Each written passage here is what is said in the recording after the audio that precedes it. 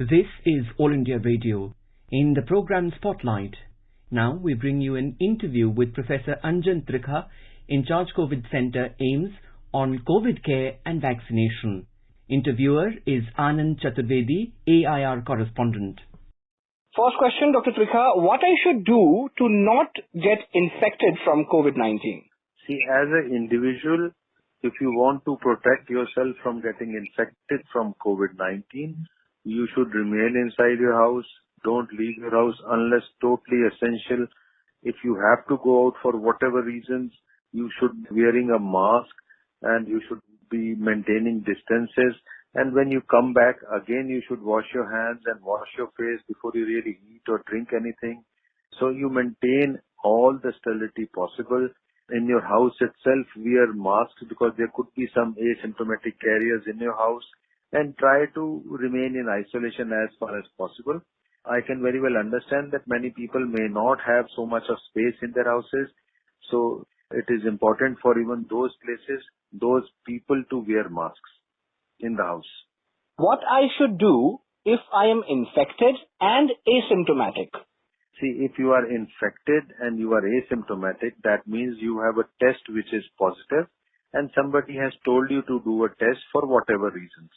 So if you are infected and you are asymptomatic, so you have to see for yourself that you don't spread it to other people.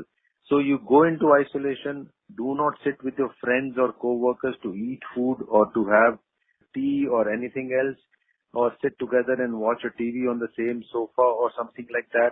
Remain isolated in your room and stop going to your office or your place of work. What I should do if I'm infected and symptomatic for last 3 to 5 days when I have only fever or when I have fever, cough and cold?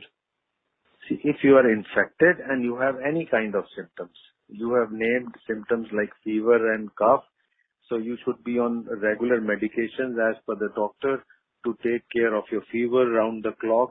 And you could be having some kind of a cough syrup so that your cough is suppressed and that doesn't cause you much of a problem.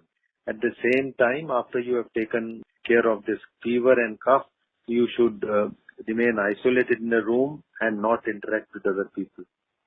Home isolation or hospitalization? When and how?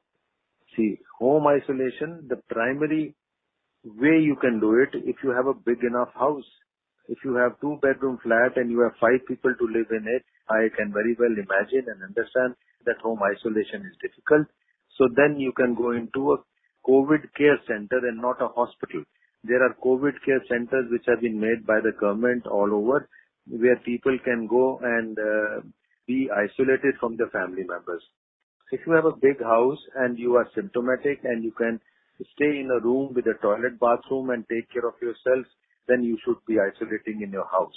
You should only move to a hospital if your oxygen is dipping in your blood, if you are aware of a saturation, a pulse oximeter. If you are not, if you get symptoms, if you feel breathless, then you should consult a doctor and be moved to a hospital. How to improve my oxygen saturation and what is pronal breathing? See, it is your oxygen saturation can improve if you can do some respiratory exercises or pulmonary exercises.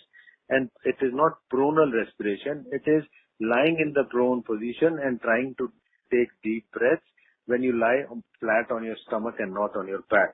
When you lie on your stomach and breathe, there are some people who can even sleep like this or who have a habit of sleeping like this.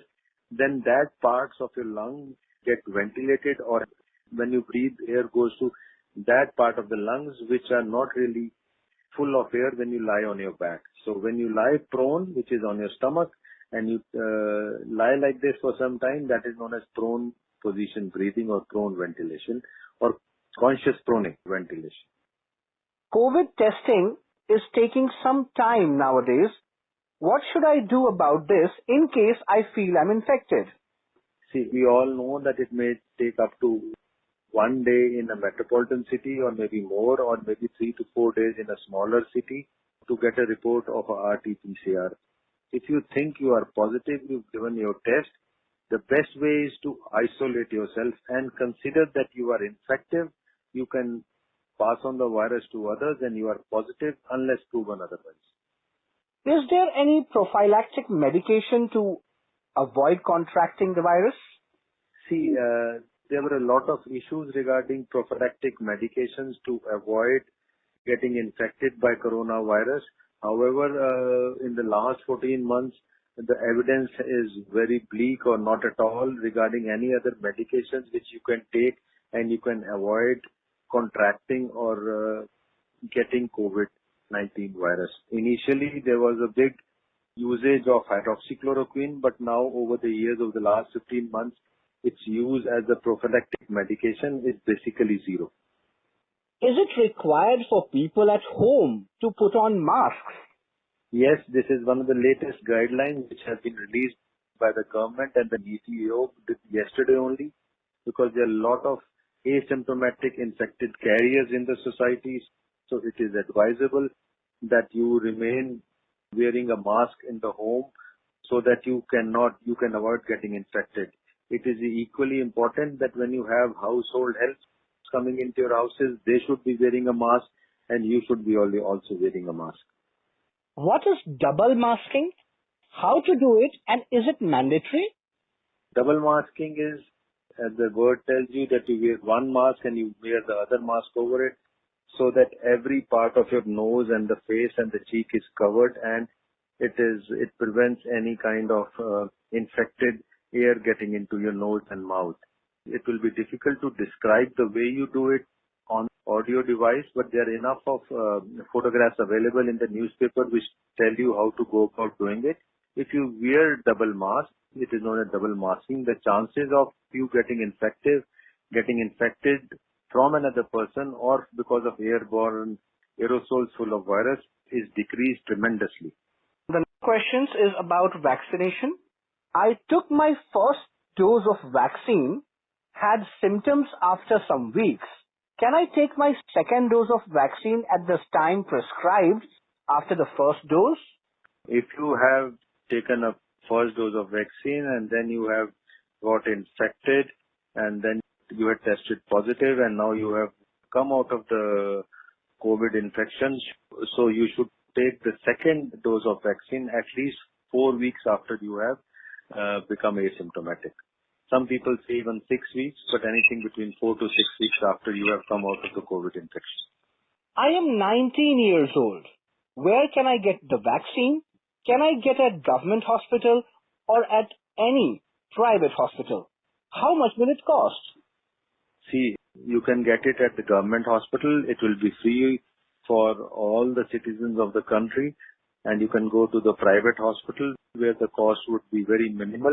I think it should be about 650 rupees or 700 rupees, depending upon which vaccine is available at the private setup.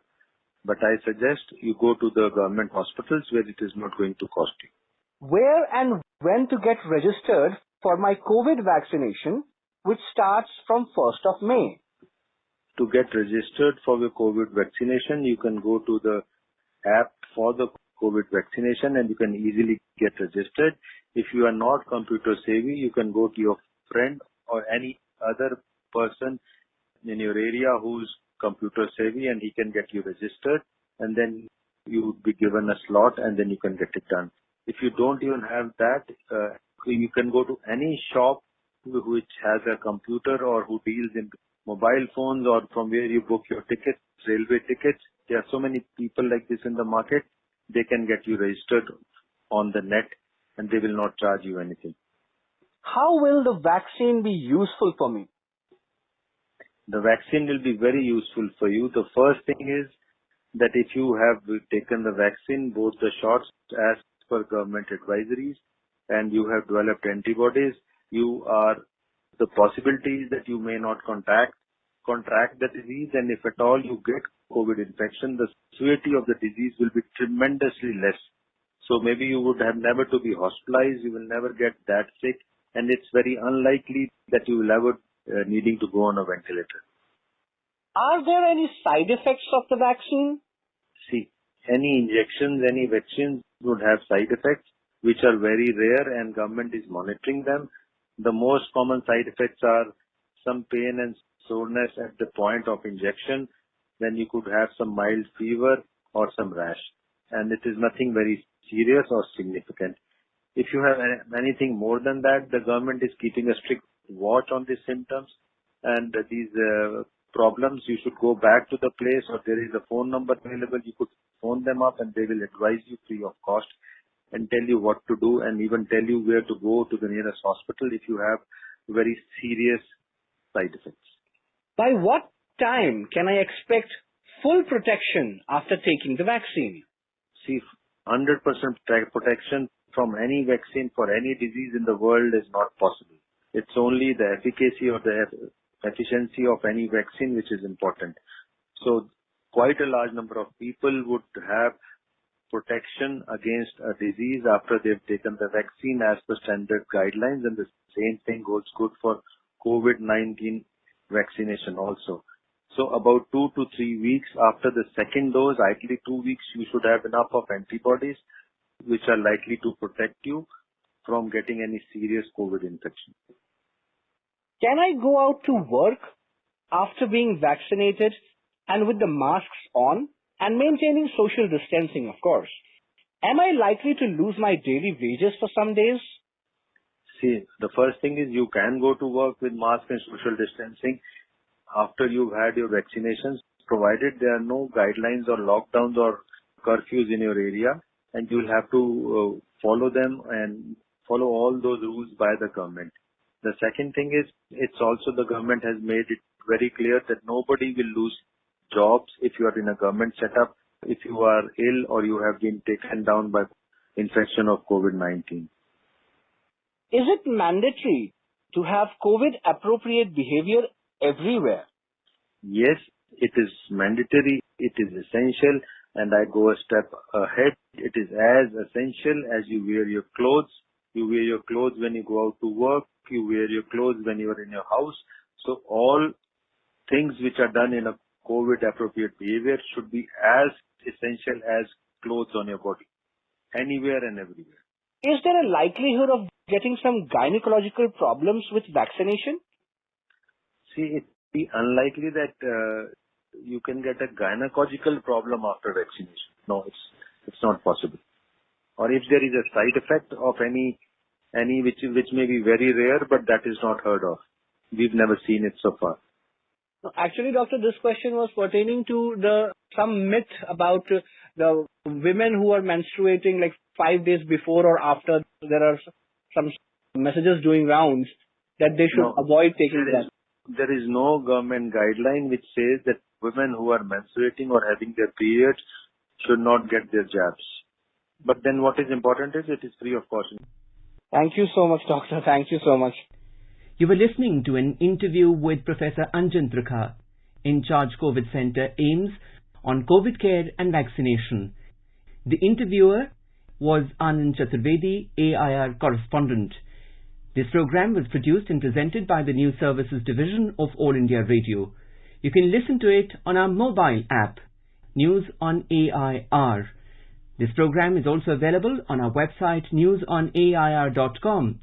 You may email your opinion about this program at airnsdtalks@gmail.com.